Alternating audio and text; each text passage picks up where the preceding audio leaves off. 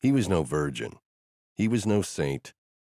He'd had a quiet year by choice.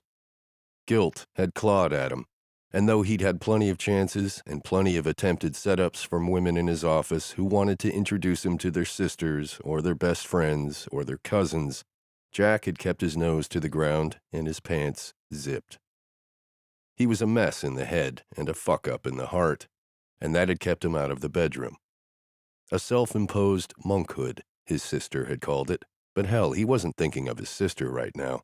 He was thinking how much he'd like that dry spell to end tonight, maybe even in the next hour, because this woman was everything he wanted, sharp, clever, playful, and hot as fuck in that blouse and skirt. She had the perfect body for that businesswoman look she had going on, with the skirt down to her knees that made him think of her in a boardroom, crossing her strong, sexy legs as she sat at the head of the table. She probably ran her own business, and that made her even sexier. He was drawn to the kind of confidence that a high-powered woman possessed, and he particularly liked that this high-powered woman had no clue he ran Joy Delivered, because that meant she was actually interested in the guy she'd met tonight, and not the label that sometimes lured others. With the years he'd spent in the military after college as an Army intelligence officer before founding this company, he'd been labeled by the press as the soldier-turned-sex toy mogul. It wasn't the sort of title that could be bestowed very often, but it was part and parcel of who he was. Though it didn't bother him one bit, he also didn't mind not being that person tonight, along with the baggage attached. He could be himself again, not a man with a past tethered to him, or a sandwich board slung on his chest. And so the last half hour with Michelle with 2 L's, he'd been precisely that, himself. They'd polished off another round of drinks, and he'd held her hand, touching her in a way he hoped was driving her wild, and enticing her as much as her sexy librarian look and smart conversation was luring him in. The business meeting with Henry and the councilman was in the rearview mirror. He no longer had politics or problems on his mind. He and Michelle had talked about baseball and beaches they wanted to visit, and Jack had even admitted that he had a buddy who'd made it his mission to have unusual questions at the ready should he meet an interesting woman. Michelle didn't seem bothered that he'd borrowed his friend's body part question.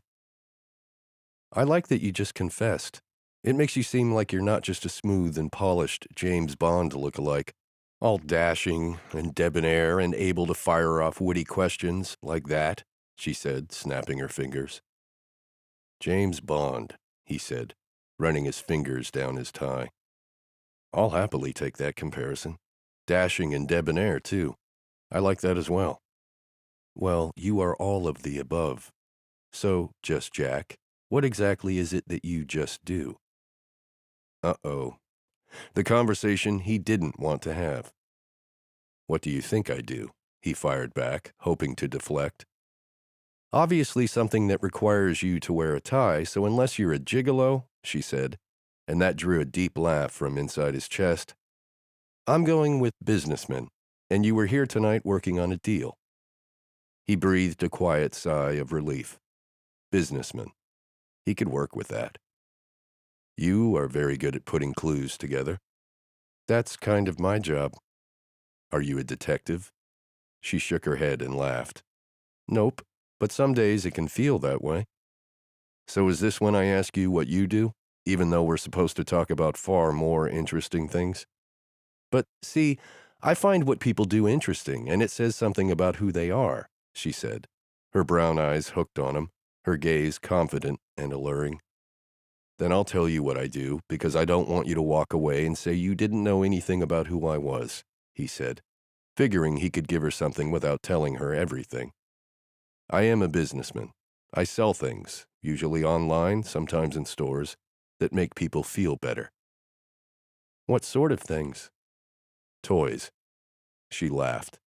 "Toys," she said, amusement in her tone. "That is so damn cute." "Cute. Not exactly what I want a gorgeous woman to call me." "What do you want a gorgeous woman to call you?" "Oh, God," at the top of her lungs, he said, watching her breath hitch with his words.